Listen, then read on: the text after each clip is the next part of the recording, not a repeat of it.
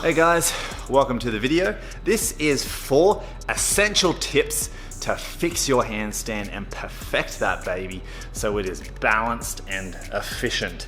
Handstand is all about alignment, and the amount of times I've been coaching, I've noticed that there's 4 key things that need to be adjusted to get that perfect handstand.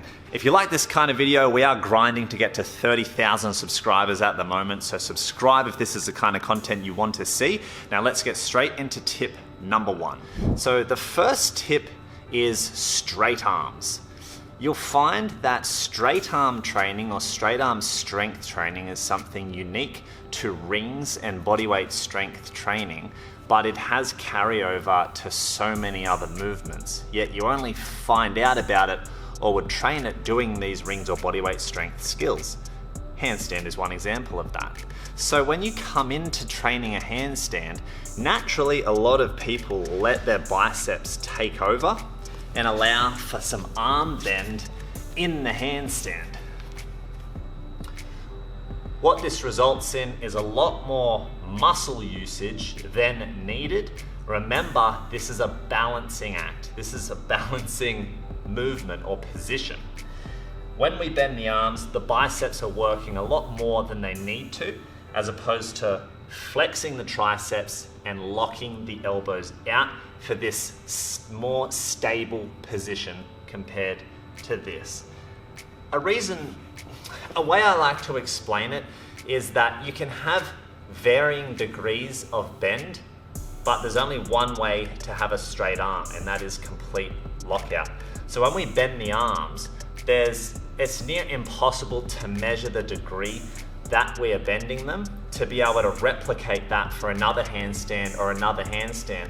So it's a much less accurate way of making a handstand consistent, making that performance consistent. And it's also using a lot more muscles than we need to use for the handstand. So to fix that, we want to aim to flex the tricep to lock out the elbow. Tip number 2 is shoulder elevation. Shoulder elevation has nothing to do with bent arms. It has to do with pushing the shoulders up to the ears. So when I explain it sitting how I am, I'm pushing my shoulders up towards my ears. But in handstand, obviously that's reversed. I'm upside down, so I'm pushing my shoulders away from me. What that does is set them in a stronger, more activated position for the handstand, as opposed to having the shoulders sinking, which results in relaxed shoulders and not as strong of a position as you can get for the handstand. Those first 2 tips of straightening the arms and having shoulder elevation form the foundation of your handstand, the pillar on which the rest of the handstand is stacked. Yes, initially it will involve getting a cue, filming yourself doing the handstand and getting feedback and making sure that you're doing that. But once you understand that you need to have straight arms and elevate the shoulders, it can almost, I say with a grain of salt, become second nature. And that's when we really hone in on these second 2, tips 3 and 4 for the handstand, to really perfect it and get that nice balanced handstand. Tip number 3 is opening the shoulders. So essentially, if we look at our shoulder angle, I'm looking at my arm and my torso. When I open up the shoulder, I'm opening up the angle here. When I lower the arm, I'm closing this angle. So when I'm in handstand, I want to open up the shoulders so that I'm stacked vertically.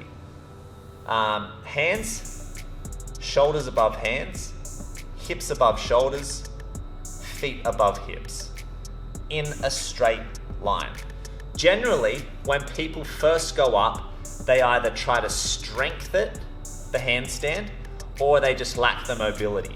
And that results in closed shoulders, effort going into the anterior deltoids, and it becomes more strength-based than it is balance. So the cue that I give is open the shoulders. This may be something that once you get the tip, you can just open them up and it helps to balance your handstand. This might also be a mobility issue, and it requires some mobility work to get that mobile to be able to open the shoulders whilst being under load in a handstand. For some people, that explanation is enough, this being the angle and this being opening up that angle, but it can feel different when you're actually in your handstand to apply that open shoulder movement. I then try to elaborate that I want you guys to push through your armpits, and a warm-up that I do is a front support pressing to downward dog, and the principle of opening the shoulders is within that movement. So, if I'm here in front support and I press to a downward dog, what I'm doing with my shoulders as I go to downward dog is opening them. The fourth and final tip is a hollow body position. To unpack that, I'm looking for a posterior pelvic tilt. So when you are in handstand, I'm looking for you guys to tuck the hips under. Tuck under. To tuck under involves squeezing the glutes and using the lower abdominals, so the 8-pack that is showing when people are super ripped, those lower abs, those longer lower abs, are pulling the pelvis and tucking underneath you. That's what we're aiming to do in handstand. Easier said than done. So how we drill this is through the dish position, which is an exaggerated form of what I want you guys to do in handstand. But when we exaggerate something, it can make it easier to apply to its desired effect in the time, in the moment that we need it to. So your dish position should look like this.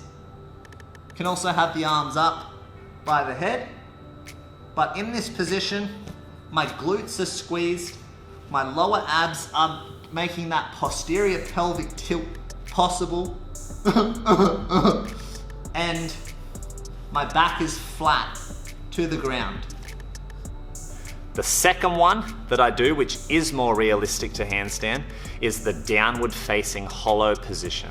This position is the handstand pretty much, horizontal, not vertical. So we're laying face down, flat on the ground, arms out in front. The arms stay on the ground, the feet stay on the ground, and we're trying to suck the belly button off of the mat by doing that posterior pelvic tilt. Activate the glutes and use the lower abs to get that posterior pelvic tilt.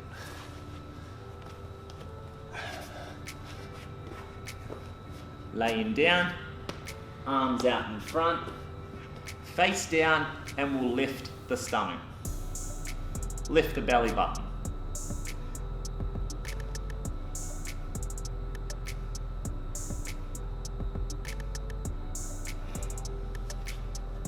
If you're still having trouble in this position, grab something, anything, and put it under your belly button, and under your belly button, and that will be your cue.